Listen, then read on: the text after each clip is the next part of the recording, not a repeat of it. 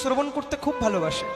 বন্দনা, বন্দনা মানে ওই যে ভগবানের আরতির পরে প্রণাম মন্ত্র আদি হয়, ভগবানকে প্রতিদিন বন্দনা শোনাবেন, স্তুতি শোনাবেন, এতে ভগবান খুব প্রসন্ন হয়।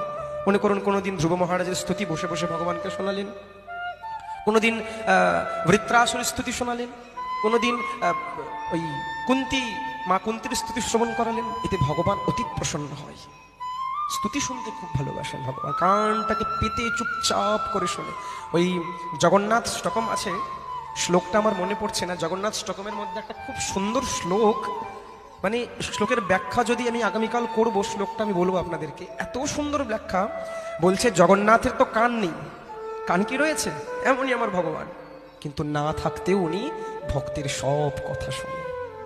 তো বলছেন সেই শ্লোকে জগন্নাথ ষ্টকমে, জগন্নাথ দেব যখন রথের মধ্যে চড়ছেন, এবার রথের সামনে কত কোটি কোটি ভক্তগণ দাঁড়িয়ে থাকে, কোটি কোটি ভক্তগণ, সবাই ভগবান জগন্নাথের স্তুতি গায়, কেউ প্রণাম করে, কেউ প্রণাম মন্ত্র গায়, কেউ দূর থেকেই গান করে। জগন্নাথ অষ্টকমে বলা রয়েছে জগন্নাথ দেব প্রত্যেকটা ভক্তের দিকে চোখগুলো বড় বড় এরকম করে তাকিয়ে তাকিয়ে থাকে, স্তুতি কান পেতে শুনে চুপচাপ করে, একদম এভাবে লেখা রয়েছে জগন্নাথ ষ্টকমে।